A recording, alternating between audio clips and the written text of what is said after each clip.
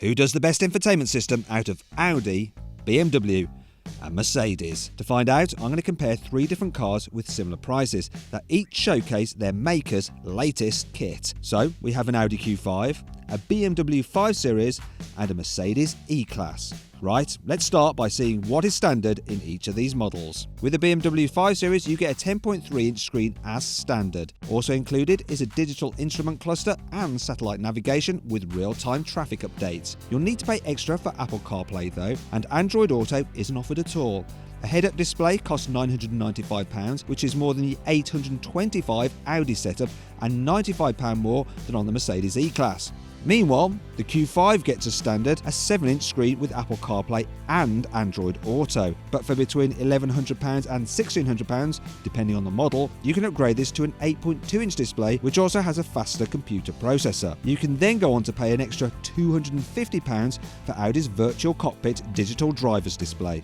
Finally, the Mercedes E-Class gets an 8.4-inch central display with a rather clunky Garmin satellite navigation system as standard. But for £1,495, you can upgrade this to a 12.3-inch screen with the Mercedes superior COMAND satellite navigation with added functionality such as Apple CarPlay and Android Auto. E-Classes with 6-cylinder engines actually get this upgraded system as standard. If you have the larger screen, you can then pay a further £495 for digital driving dials. But when it comes to toys per pound, the BMW scores 3 points for the win.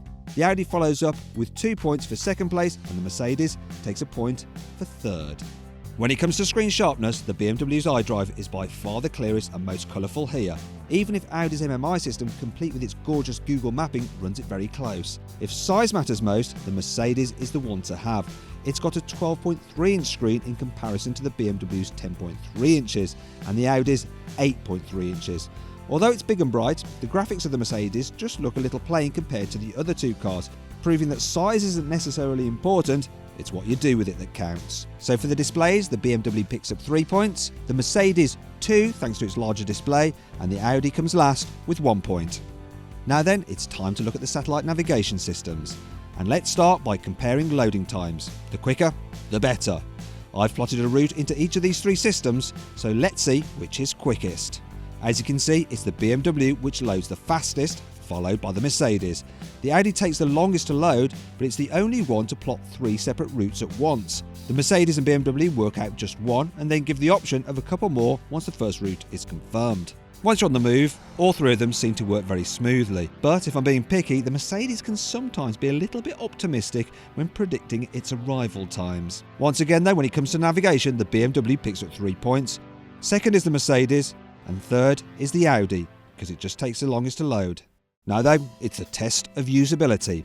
BMW iDrive offers users a great number of options when it comes to input methods. The traditional click wheel remains the easiest method. There's also a touch-sensitive writing pad, voice control, which is effective and understands natural phrases, physical shortcut buttons, and you can even use the touchscreen. There's also gesture control, where you wave your hands about to control things like the stereo, but it's a bit hit and miss and seems like a bit of a gimmick. The Audi and the Mercedes come with similar clickwheel type devices to the BMW, but their layouts are slightly different. The touchpad, which curves over the top of the Mercedes wheel, may look nice, but it's a bit uncomfortable and fiddly to use.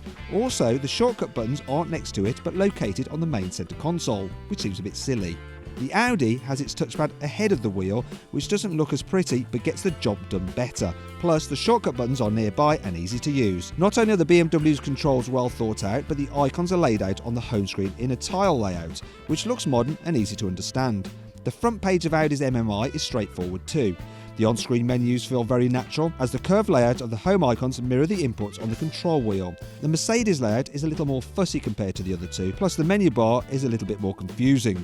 So it's yet another win for BMW's iDrive, so it gets 3 points. Second place goes to Audi's MMI, and Mercedes gets just 1 point for usability. Now though, we're going to look at extra features these systems offer. One of BMW's unique selling points is its digital display key. As well as opening and closing the car, using a 2.2-inch screen, you can preheat the cabin, check fuel levels, and close the windows if you've left them open. It sounds clever, but it's actually a little bit awkward to use, and the whole key is quite bulky to hold. Much more useful is Audi's Virtual Cockpit. Traditional dials are ditched in favour of a 12.3-inch screen, which allows the driver to prioritise mapping graphics, infotainment functions, or the speedo and rev counter. It looks great and is easy to customise via the steering wheel buttons. The system is far more impressive and useful than the BMW standard digital dials and the rather pricey Mercedes optional virtual driver's display. So thanks to its brilliant virtual cockpit, the Audi scores 3 points for extra features, the BMW 2 thanks to its clever but slightly clunky key, while the Mercedes gets just 1 point. Everyone wants to stay connected these days, so a car's connectivity is important. Now there's little to choose among these 3 cars when pairing Bluetooth devices. BMW and Mercedes allow up to 3 devices to be connected at once, while the Audi accepts 2. The BMW has a 20GB hard disk for storing music, the Audi a 10GB one, while the Mercedes disk is just for navigation data, so it can't store anything. All 3 systems can be picked with wireless charging. It costs £250 on the Mercedes and £475 on the BMW. It comes as standard on Audi's uprated system, or £325 on the basic MMI setup in the Audi. All 3 cars let you make the most of a range of online applications, including weather reports, local fuel prices, and in the case of the BMW and Audi, social media apps like Twitter. The BMW also offers a year's subscription to either Deezer or Spotify, and can even diagnose any faults with your car at the roadside. Let's hope you won't need that function. More useful is the concierge service, which lets BMW drivers speak to a 24-hour call centre to find cash points or even book tables at restaurants. Mercedes also provides a similar service with its COMAND system.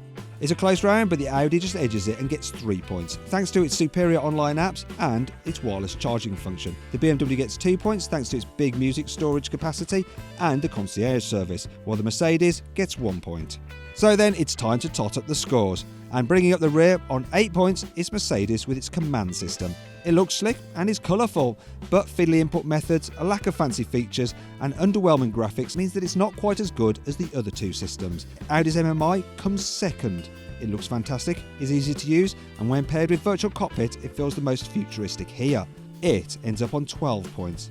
However, taking the win is BMW's iDrive system with 16 points.